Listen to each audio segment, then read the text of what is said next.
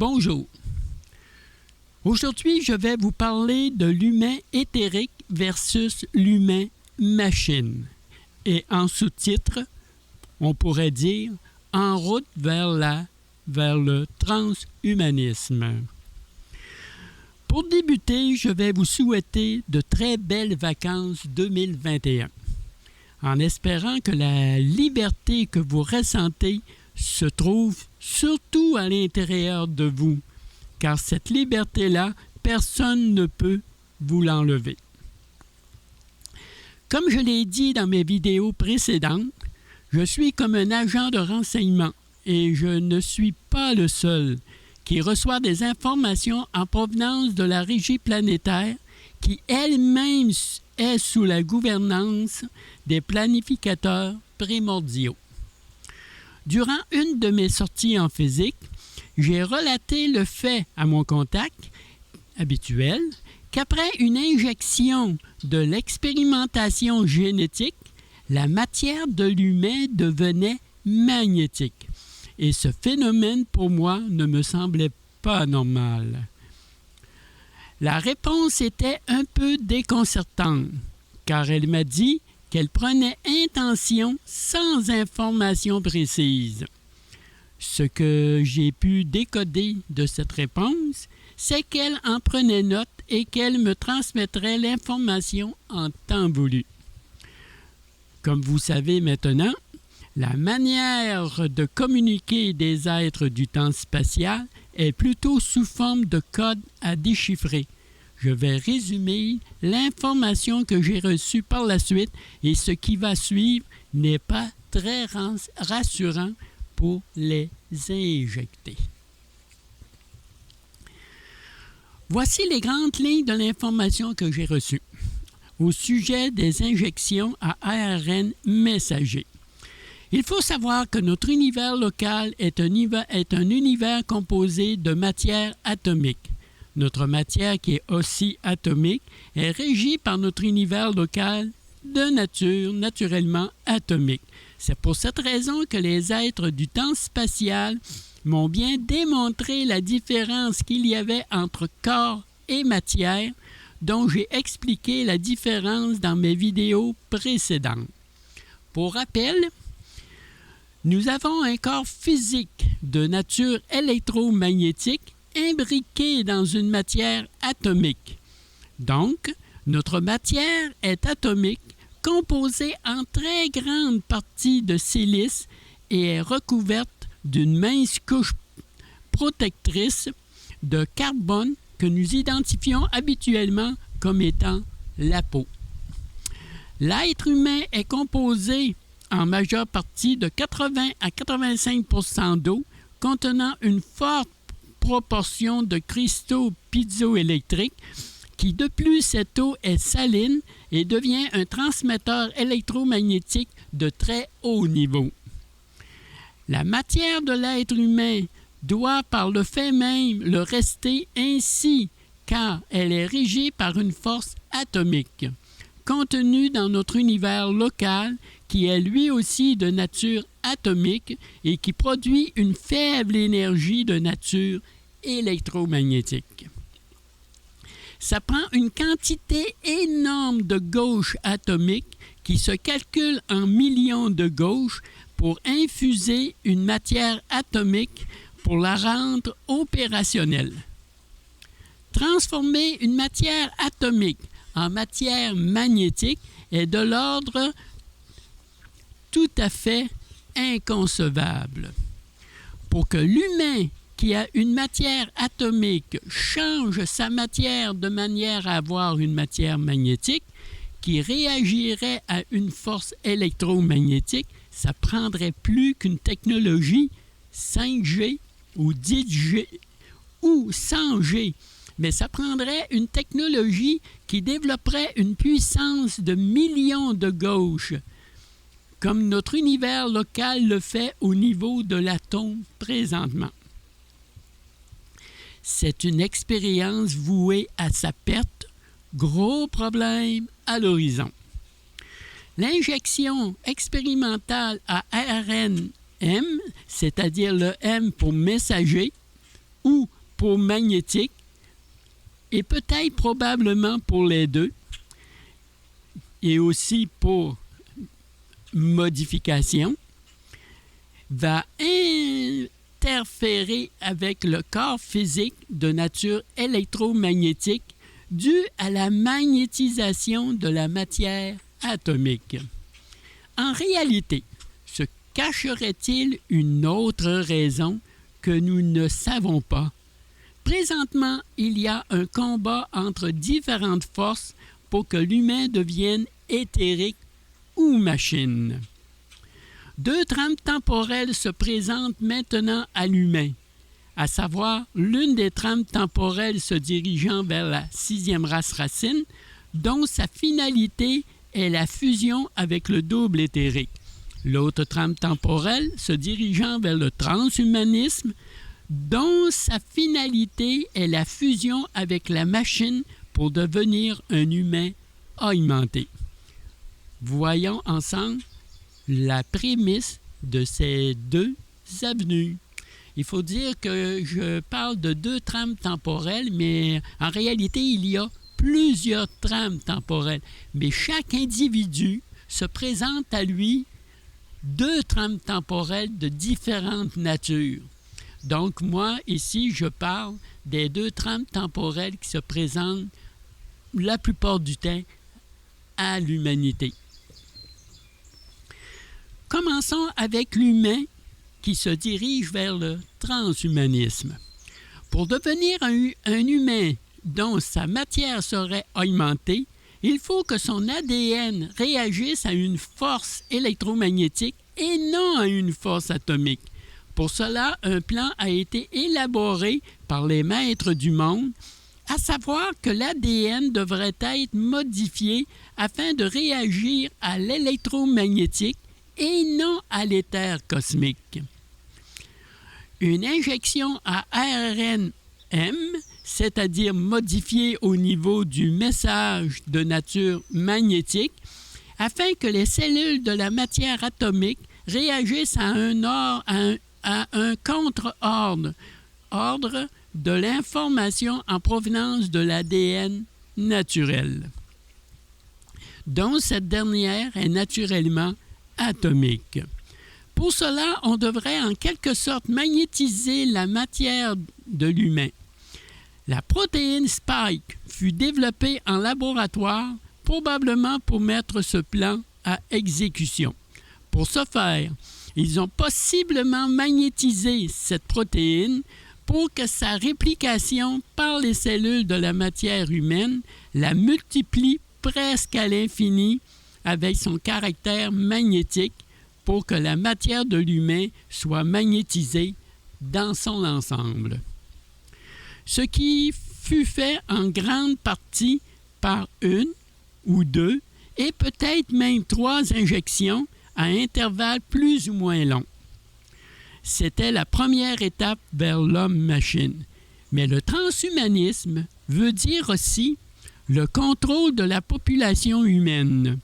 Tout est mis en œuvre pour soumettre la race humaine identique à des animaux afin de contrôler l'humain et de le mettre en esclavage comme un cheptel humain semblable à des animaux de ferme. Avec des techniques d'ingénierie sociale, en mettant à contribution les grands médias de masse, ils peuvent contrôler une grande partie de la population humaine.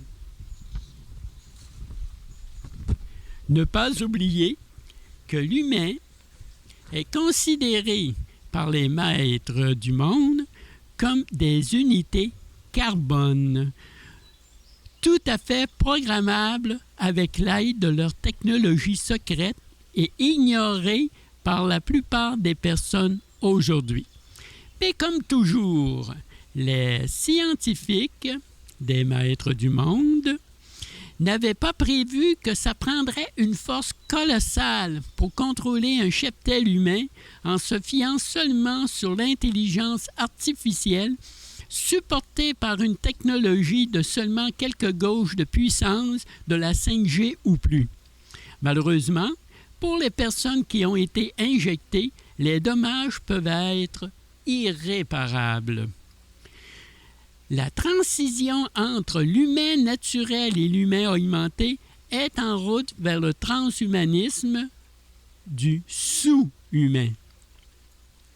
Il continuera son involution dans cette trame temporelle et perdra malheureusement le contact avec son double éthérique qui est le contenant de l'esprit.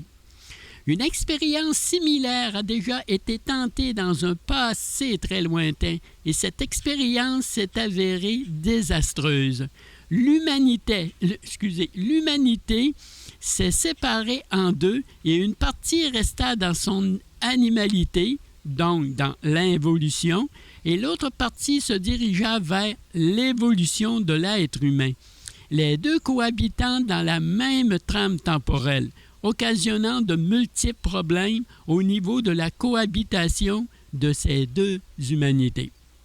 Mais cette fois-ci, il semblerait que la séparation sera complète et va se faire de manière que chaque partie sera dans sa propre trame temporelle respective. Mais qu'advient-il des humains qui n'ont pas participé à cette injection expérimentale? Pour ce qui est des humains qui se dirigent vers la 6e race racine neuronique, une connexion entre ces matières va permettre à l'humain actuel de se préparer pour une fusion avec son double éthérique. Mais avant, il faut que ces deux matières, c'est-à-dire la matière électroplasmique et sa matière atomique, s'imbriquent l'une dans l'autre pour permettre à l'esprit de descendre dans la matière atomique.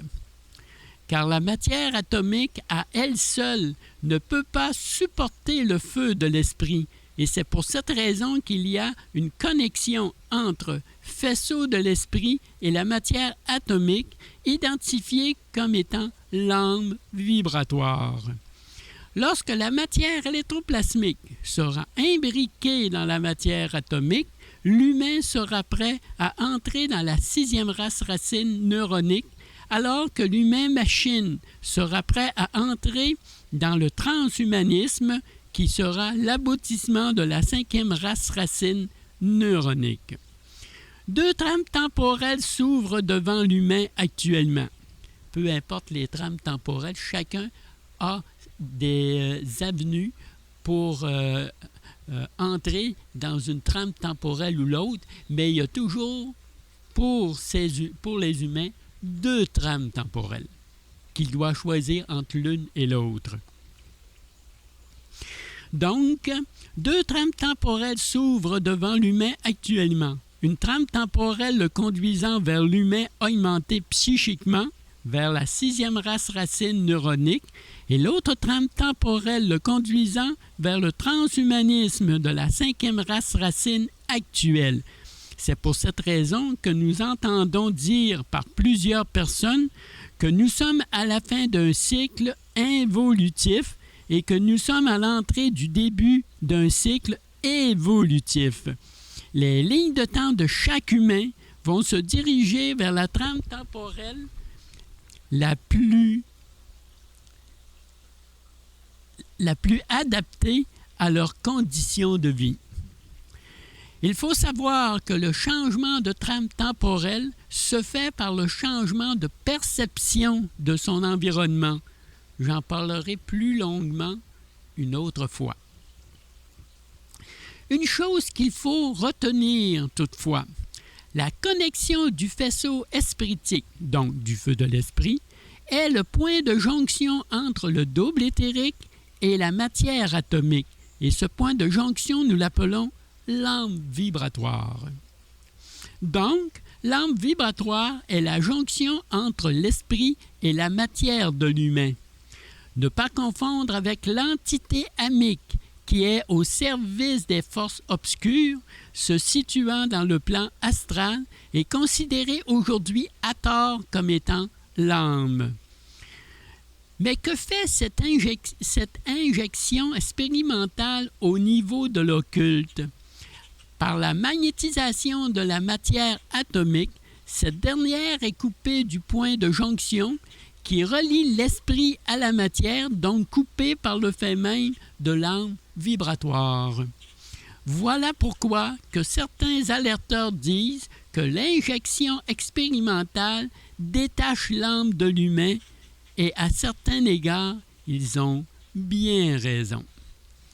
Certaines personnes peuvent constater qu'au point d'injection du produit expérimental d'ARN-M, c'est-à-dire messager et magnétique, des pièces de métal se fixent sur la peau et après une certaine période ou après une autre dose de cette injection, ce phénomène peut se produire sur toute la surface de la matière atomique.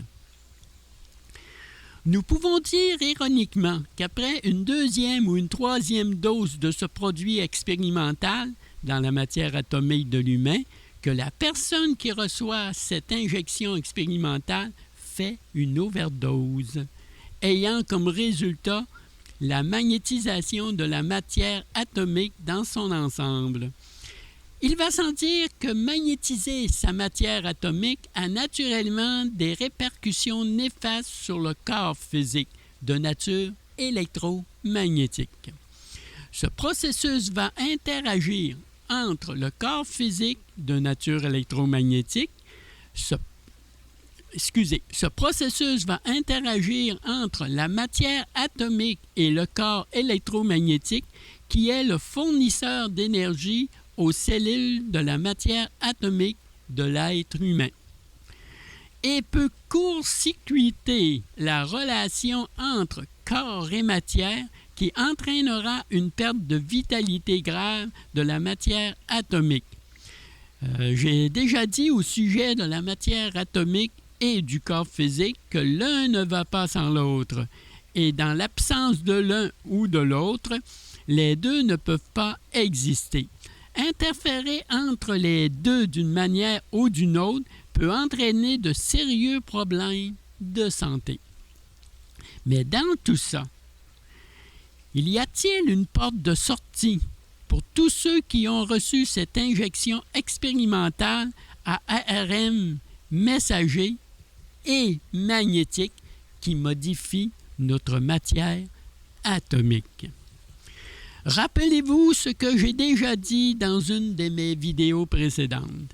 La matière électroplasmique a fait un transfert de données de la chaîne d'ADN de la matière atomique vers la chaîne d'ADN de la matière électroplasmique, et cela souvent à l'insu même de l'humain. C'est en quelque sorte une sauvegarde de l'ADN de la troisième densité vers l'ADN de la quatrième densité. Une mise à niveau de l'ADN atomique est toujours possible pour l'humain qui a reçu cette injection expérimentale. Grâce à cette sauvegarde de données, comme je dis souvent, on ne peut pas utiliser quelque chose dont on ignore l'existence. Ça prend toujours l'intention de faire une action pour que cette action soit opérationnelle. Pour ceux qui savent que leur matière électroplasmique contient la sauvegarde de leur ADN atomique, eh bien pour eux, tout est possible.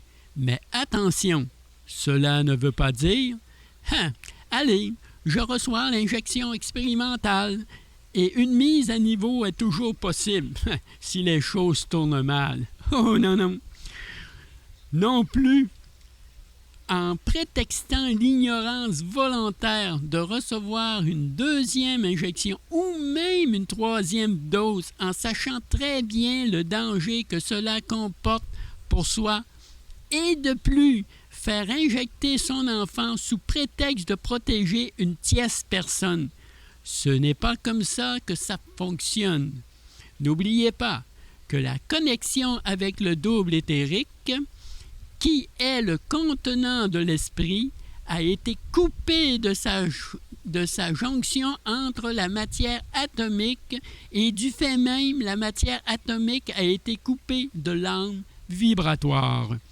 Une reconnexion sera alors nécessaire pour redémarrer le processus d'imbrication des deux matières pour pouvoir avoir accès par la suite à la sauvegarde de l'ADN atomique et par l'imbrication des matières, faire une fusion avec le double éthérique qui est le contenant de l'esprit. Mais malencontreusement, il y a plusieurs personnes qui ignorent qu'elles ont une sauvegarde de leur ADN atomique en ignorant l'existence d'un double de matière plasmique. Et cette information est bien dissimulée par les maîtres de ce monde. C'est parce que le double de matière, dans l'inconscient humain, pour plusieurs, a été remplacé par ce qu'on appelle un double astral. Car le double astral, lui, fait partie du monde astral, tandis que le double de matière, lui, fait partie du temps spatial. Présentement et malheureusement, il y a beaucoup d'humains qui sont endoctrinés et ne voient pas les dangers physiques, psychologiques et psychiques que cette injection expérimentale, wow, il vante un peu, que cette injection expérimentale qui est télédiffusée à très grande échelle. Donc, en résumé, une injection de nature ARM transmettant un message magnétique aux cellules de la matière atomique va magnétiser la matière atomique et va couper cette dernière de la connexion qu'elle a avec le double éthérique, dont cette connexion est appelée lampe vibratoire. Le niveau vibratoire qui unissait l'âme à la matière atomique sera déconnecté en entraînant l'ego dans la chute de l'humain vers le transhumanisme. Ne pas oublier également tous ces problèmes que cette expérience sanitaire entraîne au niveau de la santé, aussi bien mentale que physique. Les dommages collatéraux vont être hors norme pour l'humanité. Mais heureusement, les forces de vie de la création qui ont justement formaté notre zone de création n'ont pas dit leur dernier mot. Mais qu'arrive-t-il justement aux injectés de ce produit expérimental après leur mort? Eh bien oui, il y a des conséquences même après la mort. Sous le couvercle de cette injection, se cacherait-il une autre raison inavouable à l'être humain? Car présentement, nous ne vivons pas seulement une guerre physique avec cette injection expérimentale, mais nous vivons également une guerre spirituelle de nature occulte, que nous le voulions ou pas. Mais ça, je vais en parler une autre fois. Il ne faut pas oublier aussi qu'actuellement, nous vivons un saut d'évolution à la fin de ce cycle. Et après un saut d'évolution, s'ensuit inévitablement un saut quantique, car l'un ne se produit pas sans l'autre. Eh bien oui, lorsqu'il y a un saut d'évolution, c'est-à-dire présentement nous vivons ce saut d'évolution, il y aura inévitablement un saut quantique. Donc, on pourrait dire de manière qu'à la fin de ce cycle, nous vivons un saut d'évolution et lorsque nous allons rentrer dans ce nouveau cycle, nous allons vivre un saut quantique. Mais qui sait? Comme plusieurs personnes aiment à le dire, le meilleur reste peut-être à venir. Et j'espère que vous avez apprécié cette vidéo et je vous souhaite de très belles vacances 2021 dans la mesure du possible, bien sûr. Et je vous dis donc à la prochaine.